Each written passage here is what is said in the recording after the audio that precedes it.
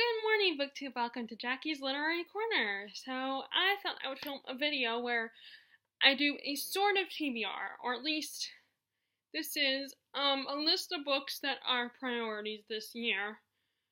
And then I want to, after this one, I will film my classics version of this, but this is all my other books. Okay, so let's get started, shall we? Okay, so the first one is a book that I've been meaning to read for a year now, and it is a retelling of one of my favorite Disney fairy tales. And I say Disney fairy tale because I'm not a big fan of the original fairy tale. It's interesting, but compared to I've been spoiled by the Disney movie, and that is A Curse So Dark and Lonely by Bridget Camerera. This is a Beauty and the Beast retelling. And I have two motivations that I finally decided to read it this year, and I'm probably gonna read it now, is because one, my sister's college roommate, who I didn't know was also an avid reader, she read this recently and put it on her Goodreads as read. Recently as in read at some point last year. And I decided, you know what, I don't know why I haven't read it yet. I mean, I think it's partly because it's new, so it's like I'm savoring the newness of it, and it being on my shelf. I think, I've always had this thing where I don't like to read. As soon as I buy a book, I don't like to read it right away. But then the problem with that is I feel like sometimes it takes me a while before I finally get to it. And then I have people like, my mom, for instance, who I love very much. But she kind of gives me a little bit of a hard time about, whenever that I have so many new books, and I buy more books than I read them. So, which is one of my goals this year, is I need to start going through my books and reading more books instead of buying, I'll still buy books, because I can't go to cold turkey with that. But I want to read more before I buy more. So I probably should make a rule for myself. I'm just bad at following stuff like that. But anyway, and the other thing is that the other reasoning, the other motivation is that the sequel is coming out this year, A Heart So Fierce and Broken, which I think is going to be a different retelling, and it's going to be centered around a different main character, although that character's in this book as But from what I know about this book, it is a regular modern girl who actually has cerebral palsy, and she is dragged into this fairy tale world because when she witnesses a girl being what looks like kidnapped, and she decides to save her, but instead she ends up being the one taken to this world. And you have a prince who, I don't think he's the beast all the time. I think he's only a beast, at night or something. And he's basically destroyed his whole kingdom or something, or killed a lot of people in his kingdom. So like I said, it's a Beauty and the Beast retelling, so I need to get around to it. I love Beauty and the Beast retellings. I read Hunted and Cruel Beauty, so I want to read more. I definitely need to read this one. I'm never tired. I know there are people who are tired of it because it's one of the popular ones, but there's a reason it's popular.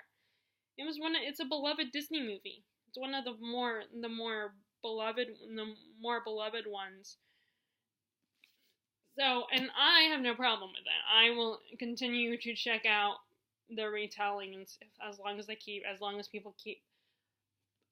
people keep writing them. Although I won't, that doesn't mean that I'm I will only read those. I mean, if there are other retellings, then I will definitely check them out as well.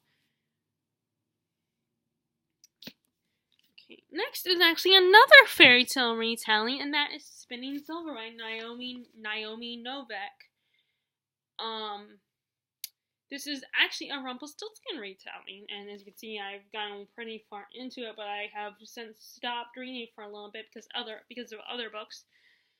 But this is essentially about three girls who have no power, and the story's about them taking back power. You have one of the girls is the daughter of a moneylender, and he's not very good at his job, and she's tired of being poor and decides to take over his job. And while another girl she ends up working for this girl's family, the moneylender's family, and she's a farmer's daughter who's abusive and alcoholic, and she and her brothers are trying to want to escape their father. And then the last girl is a princess, or not a princess, she's a noble's daughter, and her father arranges her to marry a prince who actually is half Fae.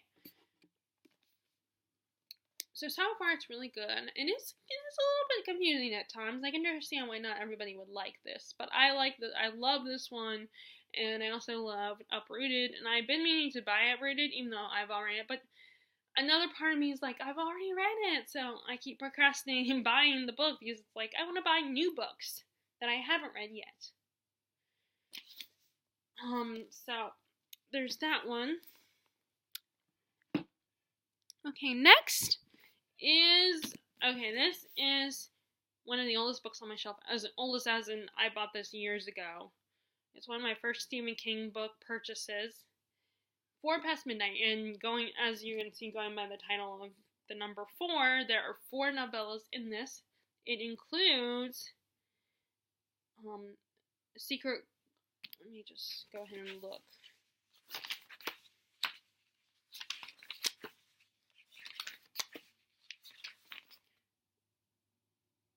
Secret Window, Secret Garden, which the movie Secret Window starring Johnny Depp is based on. It has that one. It has The Longulars, which is the first story.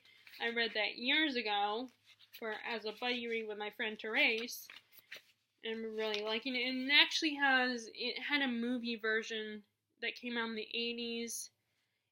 And one of the main characters is played by the same girl who played Mary Lennox in I think it came out in a 90s version of Secret Garden. It's the one with Maggie Smith as Miss Medlock. And then it's Library Policeman and the Sundog. And the Library Policeman and the Sundog are my priorities. It's actually the ones I'm talking that are on this list. Because like I said, I read The Longulars. I've seen the movie version of Secret Window, Secret Garden, which it's actually called Secret Window on the movie. The movie is. So it's one of these things where I've already seen the movie, so it's like I can't help but think, I know the plot, so I don't need to read the book. But I feel like I should at least read the book. But or I should say novella. But it's just like, again, it's like I know the plot, so the story isn't as exciting, or I'm not as interested in reading it because I know what happens. Although I'm sure it is different from the movie. There are differences, probably. Other than the title. Okay, next is the second book in the Gentleman Bastard series. This is another one that I had started reading it, and the bookmark is coming out. So the whole series is about a group of these 2 friends, Jean and Locke Lamora, and they are skilled thieves who rob from the rich and give to the rob from the rich. I don't think they give to the poor; they just give to themselves. So they're kind of like Robin Hoods, in that they steal from the rich.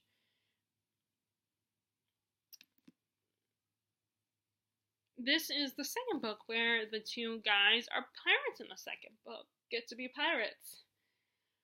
And it's just a really fun adventure. I like these guys. I love these guys. Locke is one of my crushes of the, my book crushes. It's snarky and fun, and I definitely recommend it. It's a very different kind of fantasy. Not a lot of, it's not like Lord of the Rings or Harry Potter where you're in this whole other world.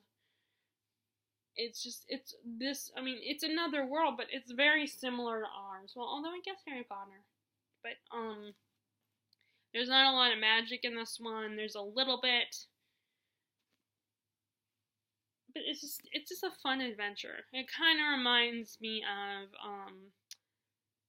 Theft of Swords a little bit. So I need to get back into reading this one. Next is, speaking of Harry Potter, I am due to finally finish reading the last book in the series for my reread, because obviously I've already read it. And I did at the end of last year. I did get back into reading it. So like I'm on chapter 12, Magic is Might.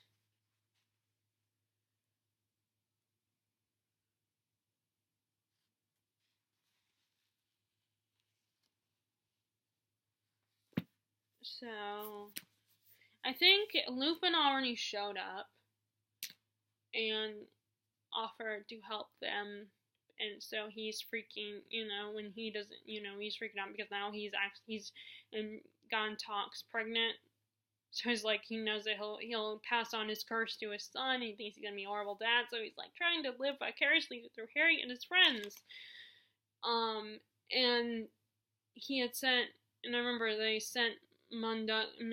sent Creature to find Mundungus Fletcher because he might have the locket that they're looking for, I believe. And I think Creature Mundungus just showed up at the end of chapter 11, and chapter 12 is when they're gonna. So I need to get back into that one. I need to finally get into that one, finish reading that one. Okay, next is, oh wait, okay, that's not gonna, I have to change this a little bit.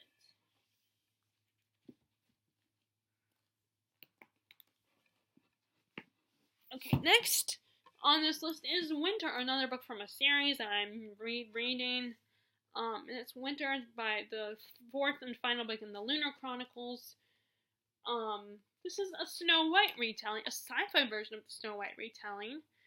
I would say it's my favorite book in the series. Crest being my second favorite. Just like, it goes backwards. My, how I favor the books in this series, it's like the reverse. It's like the last book is my favorite, and then the third book is my second favorite, and then, although I guess Cinder, I don't know, between Cinder and Scarlet, I don't know which one would be my third favorite. But anyway, so I've already read this. I need to get back into reading this one. I love Winter as a main character. She's such adorable. She's like, you just want to give her a hug and comfort her, and I am on chapter, I don't even remember what's going on in the chapter, but actually this one I'm also on chapter 12, come to think of it, it looks like. Oh,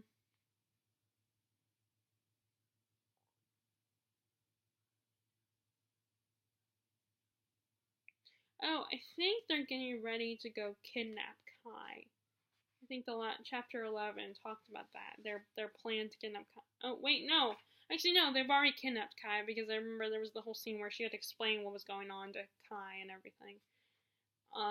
And I guess they're going on a mission or something. Or, oh wait, no, I think Kai has realized that he needs to go back to he needs to return to the kingdom. That's part of their mission, I believe. I think that's the last thing I read. And Thorn is returning him, I believe. Okay, so there's that one. Okay, so next book I need to get into. This is, once again, a lot of these books are ones I've started, but I've since taken a break from them. This is older as in writing wise, not as in, although it's been on my shelf for a long time now. It was on my shelf before we moved. The Eyes of the Dragon. This is a medieval story. It kind of, if I'm remembering correctly, it kind of sounded a little like Game of Thrones, similar to Game of Thrones. And, okay, so I realized this was a library edition, that's why it's ripped here, because I took the plastic off of it. But it's from, it's a library edition, actually, and I thought my dad had stolen the book, but he did not steal it, actually, because I just realized it was probably from bought at a library sale.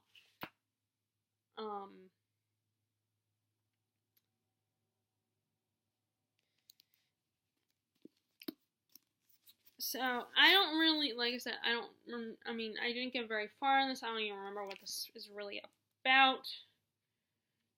I just remember it was really interesting. And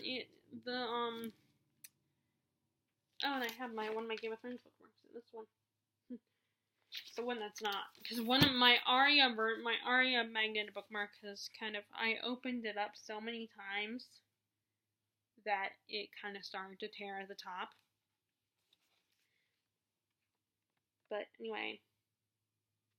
And the chapter, again, just like Stephen King always does, the chapters are very short. Not that long, it's just a long book itself. So, I want to get to this one. Okay, next is one that which is actually the first book in a series that Daniel Green, YouTuber Daniel Green, he doesn't go by a book, he's not a he does not consider himself a booktuber, even though I think majority of the time he talks about books. But he also talks about, like, TV shows and movies that he really loves. I mean, he has a whole fantasy news series of videos as well that gives you updates on what's going on in the entertainment industry as far as the fantasy genre goes. But he has been keeping us updated on the TV version of the series that is coming out and is being casted along with Lord of the Rings TV series as well. Not based on the Lord of the Rings the original trilogy, but actually based on it's all the events before the events in the trilogy. So probably the Silmarillion will be involved in that TV series. But I don't know when the series of this particular one is coming out. I think it's going to be on a streaming network, but they've been casting a lot. I don't know if it's coming out this year or next year, but I figured I need to finally get around to continuing with the book, and that is The Eye of the World, The Wheel of Time series by Robert Jordan, finished out by Brandon Sanderson. This is the first one. This is the one that is very much similar, like follows kind of a similar path as Lord of the Rings, or at least the first book in the original trilogy. And yes, I know I've heard that, oh no, it was in one book altogether, so it's one book. The trilogy is not a trilogy, it's one whole book. But you know what? It was written in separate books, and the way it's published now, it comes out in 3 books. I remember, as soon as I heard Murphy talking about that and saying Murphy Napier and saying that people apparently are complaining about that and people referring to it as a trilogy and was originally published in one big book. And I just roll my eyes at that. It's like, oh my god, who cares?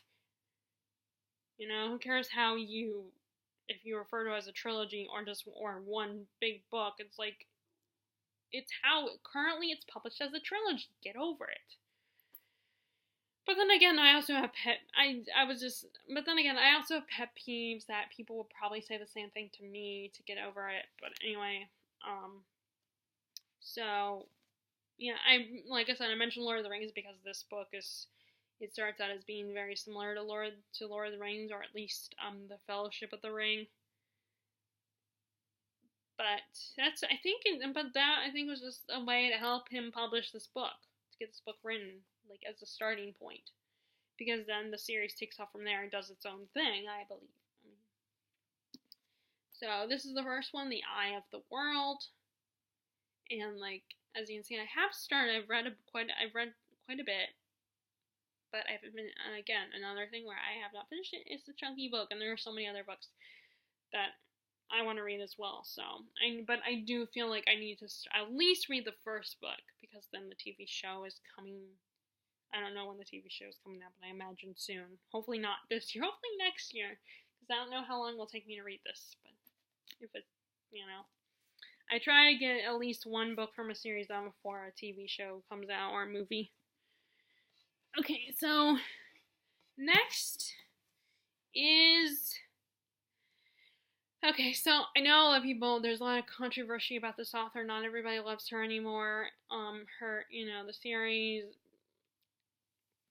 is not as great as it was when it first came out. But I still want to get back into this world, and I've read some of her, I finally got around last year, or in 2000, last year, I believe, I got around to reading her short story collections, 2 of them. And that is Cassandra Clare's Lady Midnight, the first book in the Dark Artifices trilogy. I have the second one, and then I want to read, and then I gotta buy Queen of Air and Darkness. And I want to buy that one before I read Lord of Shadows, the second one, because I know Lord of Shadows ends on a cliffhanger like everybody else. I don't always like cliffhangers. I mean, I don't have a problem with there being a cliffhanger. I just want to be able to jump into the next book if it ends on a cliffhanger. I don't like waiting. Like with a TV show, you can't control that. You can't control how long it takes for a show to come back for a new season. That's something. The only way is if you buy the show on Blu-ray or DVD. Then yeah, you control when you watch it. But with a book, I feel like with a book, you don't have as much. You have a little bit more control, where you can wait until the whole series all the books in the series come out, and then you can buy it.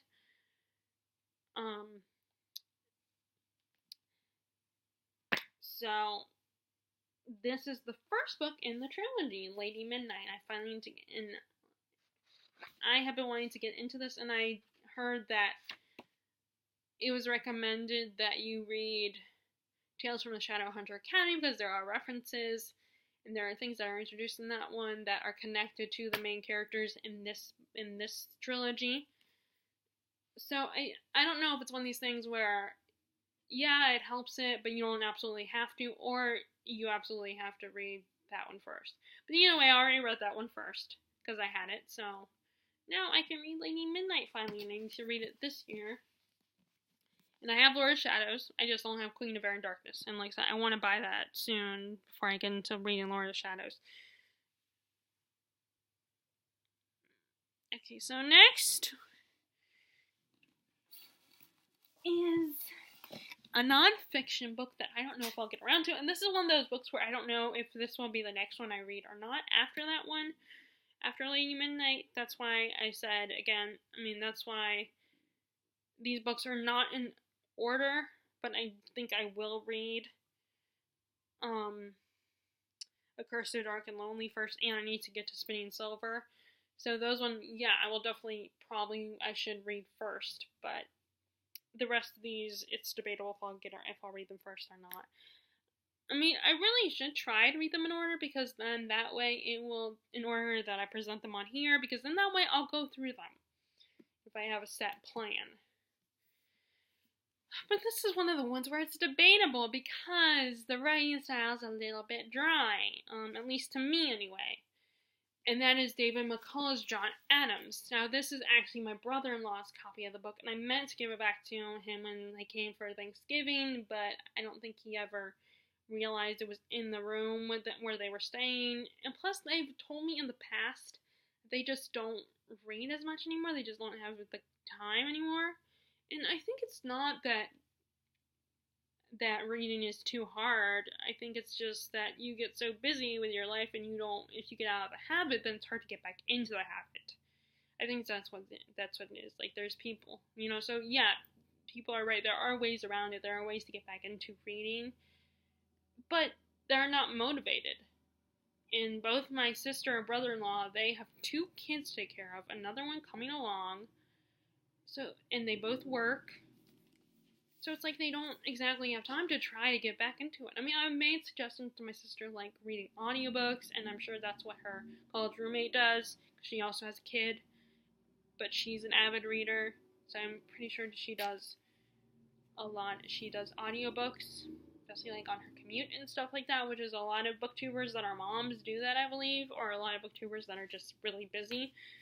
But that's why I think he's just kind of forgot that I had it until I remind him when I see him. I tend to remind him when I see him, and I'm like, and again in the past, my mom is, because I buy so many books, she wants me to go through my books and find books to donate, and I was finally like, okay, fine, I don't know if I'll ever get around to this, so I'm just gonna give it back to him, but I did not remind him, and he did not notice that the book was in their room where they stay at when they come visit. So I still have it. I am interested in the topic, but one, it's a hardback book, so it's a lot heavier, so it's not as easy to travel with. And I'm just not motivated to read it, but I do want to read it. I am interested in the topic. Just because I like historical politics. I don't like today's politics. I won't read a book about today's politics, but I do like historical politics. Like the American Revolution and all that good stuff. But the writing style's a bit dry, and I feel like I have to be in the mood for the topic. So I feel like some of the other nonfiction I have are going to be priorities above this one, but I do want to read it, and I am interested in it. It's just I need motivation. Part of my motivation is the last 2 years I've said, oh, I'll read this for nonfiction November, but I never get around to it. Because then I'm not as, like I said, even though I'm interested I'm not as engaged in this book because, sometimes because partly the writing style is just a little dry. And then I just have to be in the mood to read about this topic, which is John Adams. Okay. Okay, next is another big chunker of a book, and that is Brandon Sanderson's The Way of Kings. This is the first book in his Dark Artifices series. You can see this is well used already. The problem when I travel with books is not only do I break the spines, but the pages sometimes get folded a little over. And this was one of those books that I actually brought with me on the cruise last summer.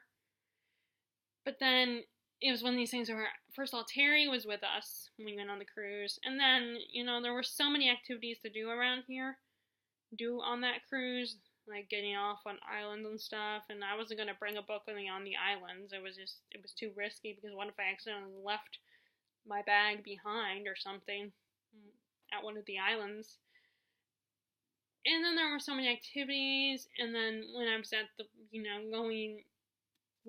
if I did lounge around the pool, there was, too many distractions, and like I said, Terry was there, so, the last thing I want to do is read a book when my friend is there. Unfortunately, my friends are not the type of people who will, take pleasure in just being in each other's presence and reading books. But, so the only time in the case of the cruise, the only time I read this was when we were traveling. We were going back when we were going to and from Florida. That was the only time I actually did any reading. And then I attempted to do some reading in bed, but I was just too tired. But I did start this one,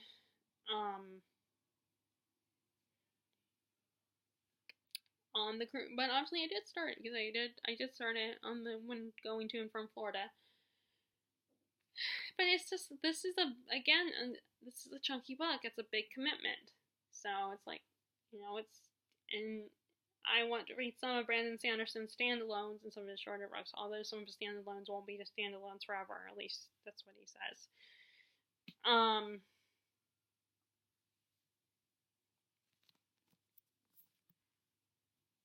Which I'm surprised I did not put Elantris on this list. Because Elantris I need to read. It should be on this list, but I don't remember taking it off the shelf. Okay, so the last book in this pile only because I still have a few more to go, is The Shadow of the Wind by Carlos Ruiz Zafón. This was one of those booktube books that you heard a lot about it. Oh, and Stephen King blurbed it. This is essentially about this. It's set right after the Spanish Civil War, I believe, and this young boy is taken by his father to a specific little bookshop or library or something, and he is allowed to take out one book.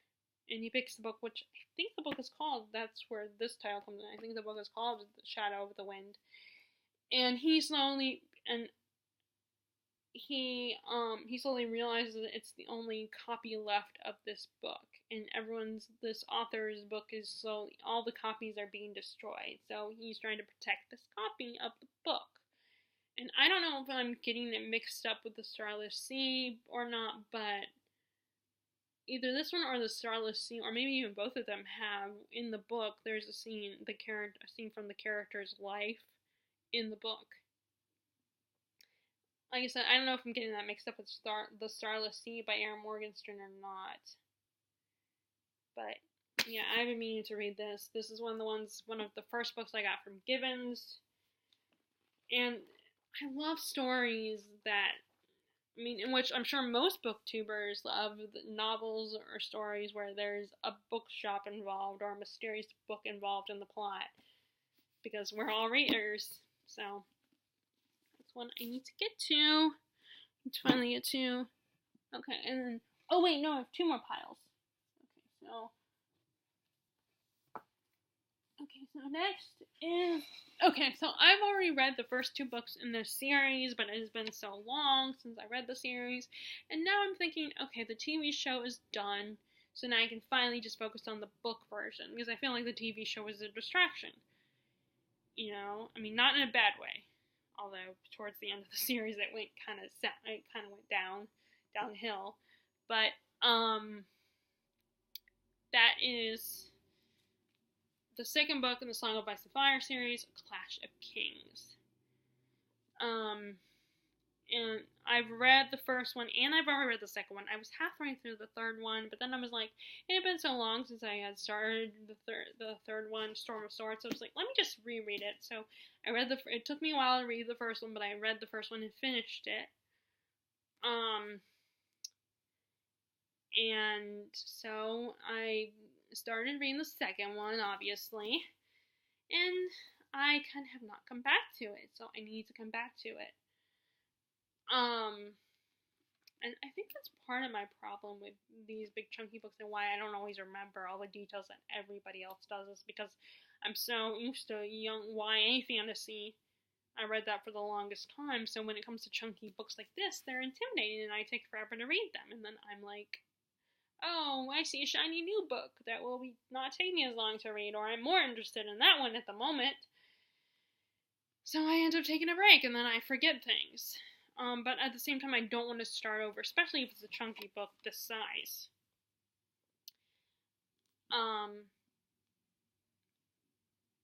And the other thing is that's why The Eye of the World, I want to at least get that one read before the TV series starts, because part of the problem also is that I tend to, if I've seen the movie version or a TV show version, all of a sudden I'm not as interested in the book and I just would rather watch the on-screen version, even if the on-screen version is very different and changes things for better or worse. So it's like, now that the TV show is not around, I'm thinking, okay, now I can focus on the book, and I won't be more interested in the TV show. And Game of Thrones, the TV show, had already started, so it was too late. I didn't want to wait. I wanted to get it.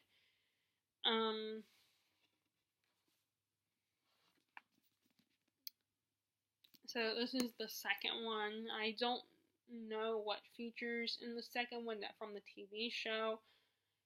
The second one I feel like is not, I feel like a lot of people aren't as interested in the second one. I think the third one is probably seen as one of the best ones in the series. Like, not a lot happens in this second one. Just a lot of forward movement stuff, like stuff to move the plot forward. I'm trying to think, is this one ends the infamous Red Wedding or not? I don't know if this one includes the Red Wedding or if it's Storm of Swords that includes it. But anyway, so I need to get into that one. It's just taking me a while. Next is once again, as you can see, a lot of these books are big chunky books that I need to get back into or start, and this one is one that I started either in summer 2008 or summer of 2019, The Priory of the Orange Tree by Samantha Shannon. And because I've liked this one so far, I have kept the Bone Season. I haven't started it yet. And actually last year, dang it, I can't even remember her name. I can picture her. She's a Scottish booktuber, I believe. I can't remember her name. I can't think of it. I can picture her face, but I can't remember her name. But she's the one who's hosted Bonathon, which is a reading of the Bone Season series. Because I think another book in that is coming out. It is currently a trilogy, but I believe that's another one where the author is publishing a fourth book. But I have not gone around to that one because I'm prioritizing this one because I'm more interested in this plot. This is a standalone, but I do believe Samantha Shannon is going to write more books in this world.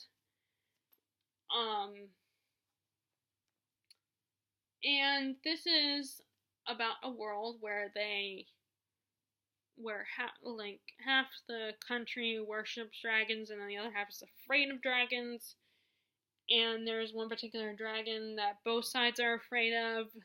And right now it's currently dead, but now they're fearing that it's prophesied to come back. And there are, I think, 3 points of view. 3 or 4 points of view. There's the Queen Sabran, who is her family. Each generation has protected their kingdom from this dragon from coming after them. So now she's being pressured to get married and have a child, have a daughter. Then you have Ead. She is not from this court, but she has joined the court as a handmaiden to Sabran, and now she's become one of her top handmaidens. And she is basically she's basically trying to protect Sabran from because there's an assassin that's after her. And then you have Tane. I don't know how to say her name. She is in the other part of the country, and she is the part of the country that worships dragons, and she is being trained to be a dragon warrior, or someone who rides dragons, and is a warrior or a soldier. But something happens that she could lose the newly won position as a warrior. And then the last perspective is this old guy who has been banished from Sabran's kingdom, and I believe he's an alchemist or something. And I believe it's a fun fantasy about dragons and 2 kingdoms. There is some queer representation in this book. And so it's so interesting. The fact that it's a standalone, probably people will really appreciate that because so many fantasy books, they become series, and sometimes not everybody loves that, and sometimes it's nice to just throw in a standalone in the fantasy genre. The only problem is that I've heard that the ending is a bit of a disappointment, like it feels rushed or something. So like she tried to squeeze, she's like, oh wait, I gotta end this. And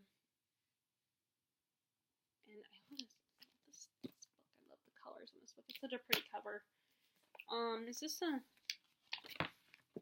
Yeah, it's blank. See, this is why I don't like taking off dust jackets, because when the naked hardback is blank. And I don't know if there are special editions, like from some subscription boxes that aren't blank, but my copy is just a regular one I bought at the store, and it's blank. And that's why I don't like taking dust jackets off, because I like them when they have covers. Now, of course, when I go to I've started to, whenever, because like I said, I started reading this during the summer, and I will bring this to the pool, so I did decide to take the dust jacket off when I'm reading it at the pool.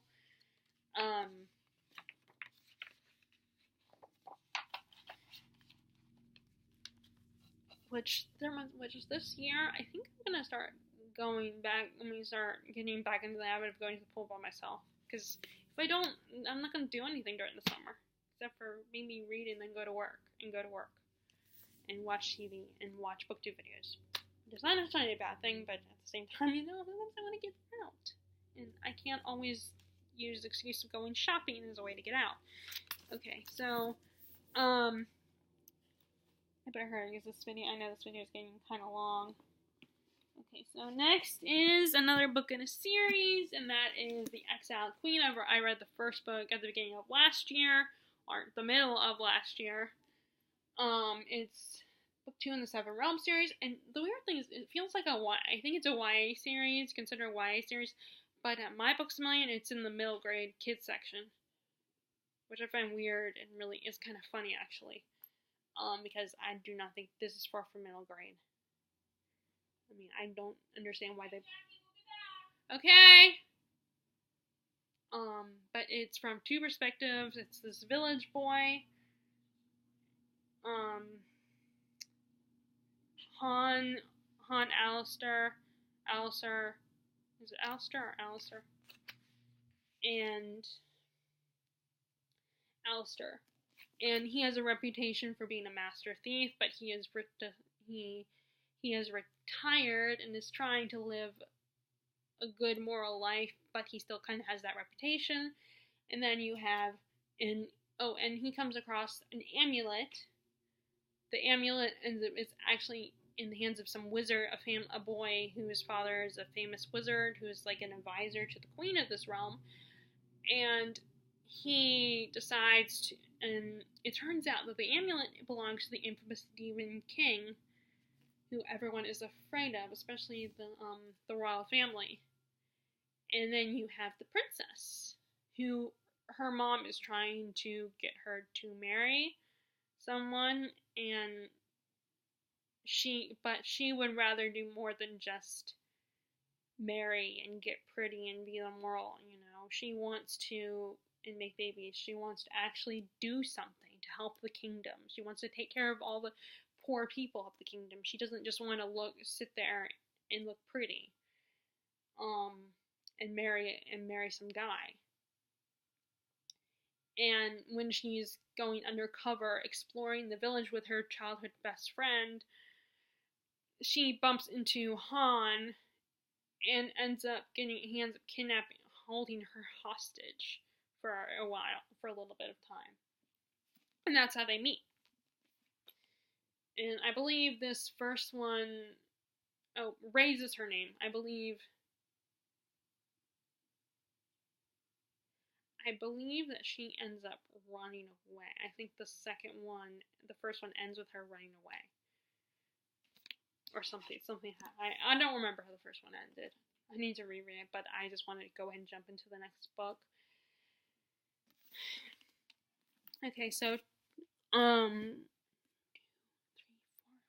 more books to go, and then I will start filming the classics version of this.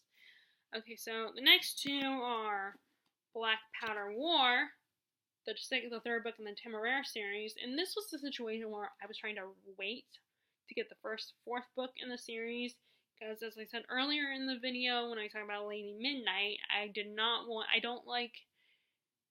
have a problem, I don't hate cliffhangers, I just don't like it when I can't jump into the next book if the previous book ends on a cliffhanger. Now, I don't know if this is going to end on a cliffhanger or what, but either way, I want to jump into the next book in the series, but unfortunately, I did not get the 4th book for Christmas, which is fine. I mean, it's okay, I can always get it myself. I'll probably have to order online because my Bookspelling doesn't always have older backlist titles. So this is the 4th book. I don't really know what's going to happen in this one, and I don't want to waste time reading the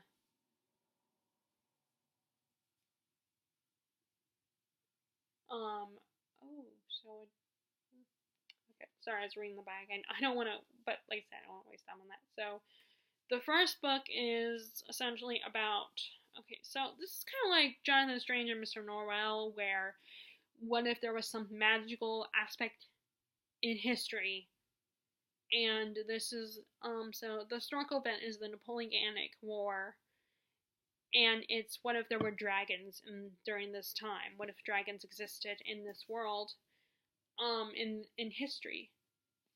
And our main character, Will Lawrence, he is a Navy captain, and his ship and a French ship are fighting, and they kick the French. They fight the French, and they win. They kick their butts, and his crew comes across a dragon egg, and they decide, well, let's just keep it because it would be great to have a dragon on our side. And the dragon, despite the fact that Lawrence assigns the dragon to bond with someone, the dragon ends up bonding with him.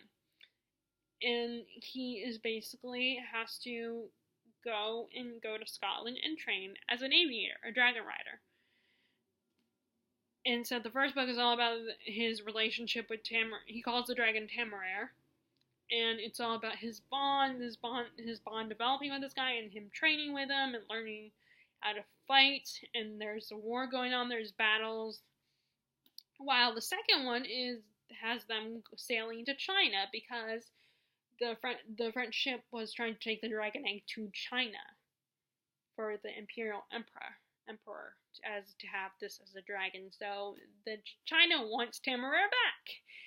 So they end up compromising, and Lawrence goes with Temeraire to China, where Temeraire sees how dragons are so much more respected in China. They have so many more rights. They're treated as equals. So it kind of makes Temeraire and Lawrence's relationship really shaky, and it was making me nervous. I was worried that, of course, that Temeraire would decide to stay in China because Will really loves Temeraire as if he was his really bond, and really loves Temeraire and really cares about him. I don't know what the second one is about, but I'm guessing it picks up right where the third book left off. And on this back description, they must take a detour to Istanbul, so it's in a different country now. I kind of like that. I like how she's having Niobe know back. By the way, this is Niobe, the same one who wrote Spinning Silver and Uprooted. This is her first series, I believe. But I like how it seems like she's taking them to different countries throughout the world in each of her books. Okay, so next, so I wonder what is Ivory Empire of Ivory. I wonder what that is referring to. I have to figure out where Ivory originally came from. Okay, and then the next one is the third book in the Farseer trilogy by Robin Hobb. And I actually have another one of her series, the Soldier Sun trilogy, that I want to read. It has nothing to do with the Realm of the Elderling series that I want to read, and I did bring it with me when we went to go see my sister. So I read a little bit of that one, and it kind of reminds me of this trilogy anyway. But this is the third book in the trilogy. And then the next one that they recommend to read is the Live Ship Trader series, or trilogy. So I'll get to that one next after I finish this one. The good news is I have the first book in that trilogy, so I'm good there. But I do want to get the second one soon. But this takes place, I think, is all about our main character Fitz's adult years. The first book is his from 6 to his early teens, and then teens to his 20s is the second book. Fitz is our main character. He's this little boy who is the bastard son of a prince of this realm, but because he's a bastard, he can't have any claims to the throne, and his father was, out of shame, was forced to abdicate the throne and pass it on to his older brother.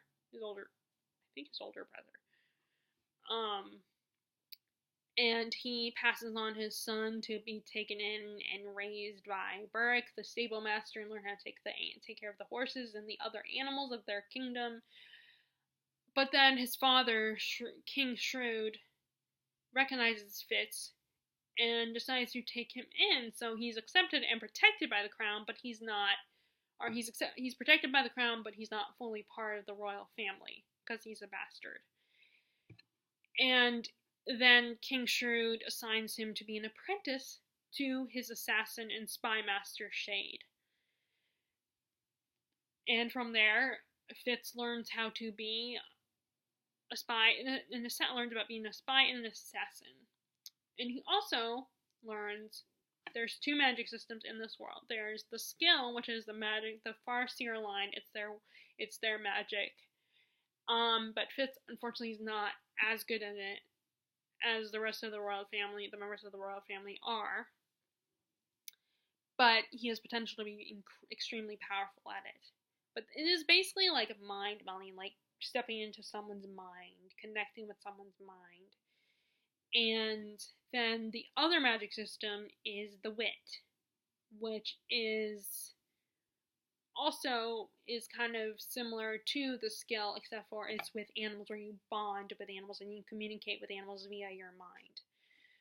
The problem with that is Burrick warns him that a lot of people fear the wit because there's this belief that you will become more beast than man. And Fitz does come close to going in that direction, which I'm kind of like, no, why? Because I wanted Fitz to prove Burrick wrong, but he did not, so that's a little minor spoiler. And Fitz's journey is so heartbreaking but so beautiful at the same time. It's also, as sad as it is, as heartbreaking as Fitz's journey is, it's a fun medieval inspired fantasy series. The wit and the skill are really fascinating magic systems. There's a lot of great characters. The villains aren't that scary. Like, the villains kind of remind me of Infecta Swords, where it's basically these antagonists who want power and they're greedy. Like, they're very greedy, but they're not super scary. They're that they're a bit intimidating, but it's like, okay, just go away. But you gotta have that. You gotta have an antagonist. Unless it's just a story about life, unless it's just a regular contemporary life story, you gotta have antagonists. Although even then, those will have someone that gets in the way of our main character's journey.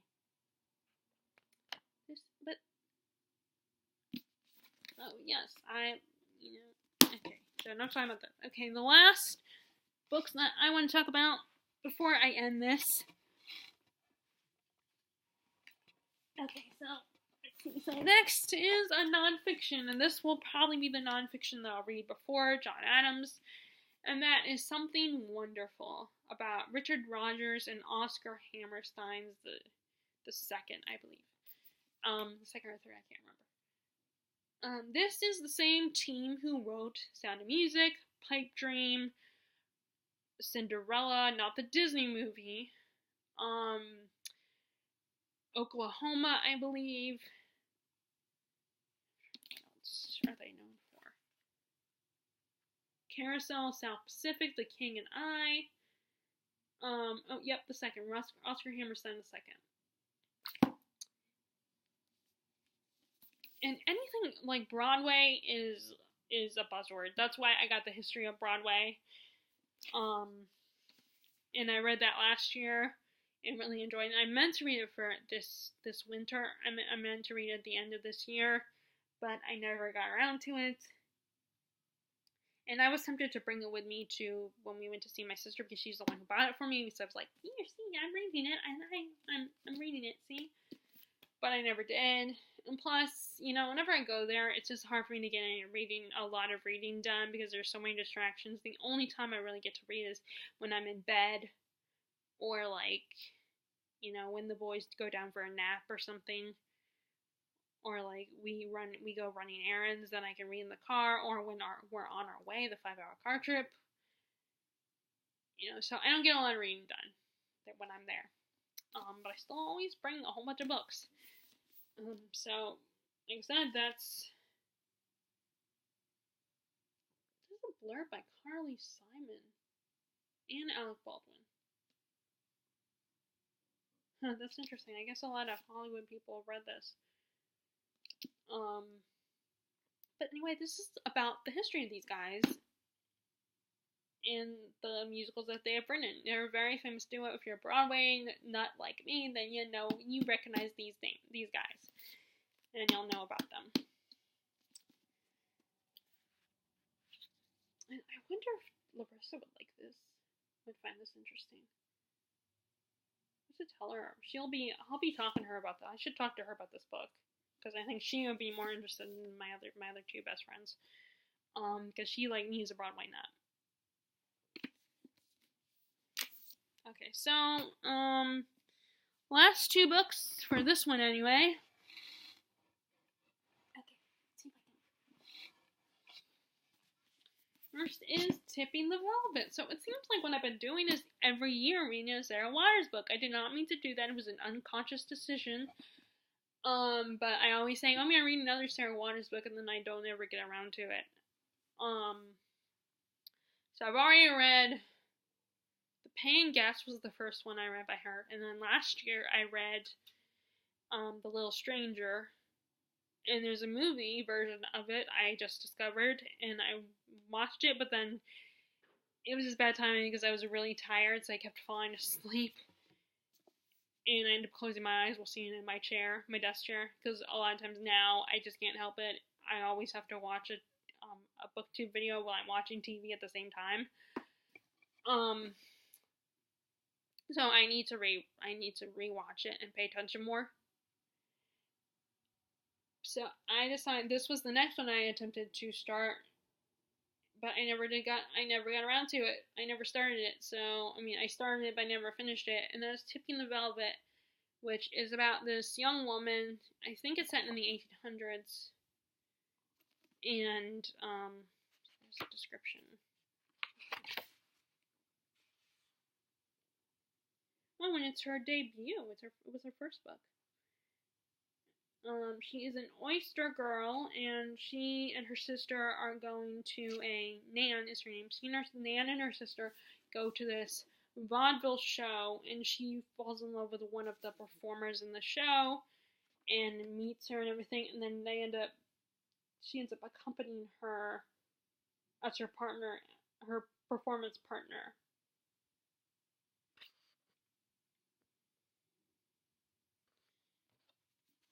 And for our sisters, I think the 1800s, so it's like, oh dear God, not only is she becoming a performance partner of a vaudeville performer, but also it's queer romance. And of course, it was even worse back then. There was even worse prejudice against it back then. Okay, and then the last one is God's Grave. Okay, so the third book just came out in this trilogy. And this is the second one, and I've been meaning to get to it, but I hadn't got to it yet. So we have our main character, Mia Corvair, and when she's a little girl, she witnesses her father being killed because he committed treason, and her mom is thrown in prison along with her baby brother. And she is taken in by this mysterious man who trains her to defend herself. And she also forms a bond with the shadow cat that only she can see. And this cat has the ability to swallow her fears. And then eventually the man that takes her in sends her to an assassin school called the Red Church, and she trains to be an assassin so she can eventually take revenge on the government who murdered her father, and put her mom in prison.